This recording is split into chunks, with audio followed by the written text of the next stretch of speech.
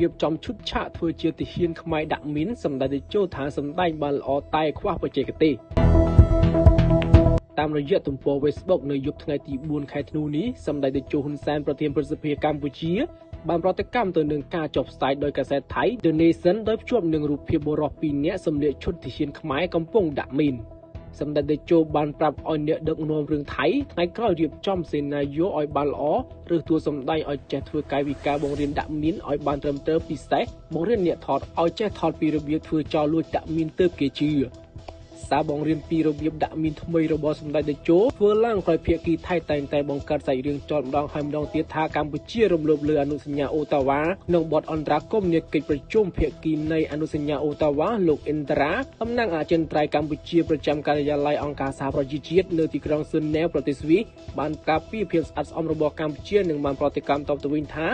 កម្ពុជាតែងតែគោរពកាតព្វកិច្ចរបស់ខ្លួនដោយអនុលោមតាមអនុសញ្ញាអូតាវ៉ាផ្ទុយពីការចោទប្រកាន់របស់ថៃ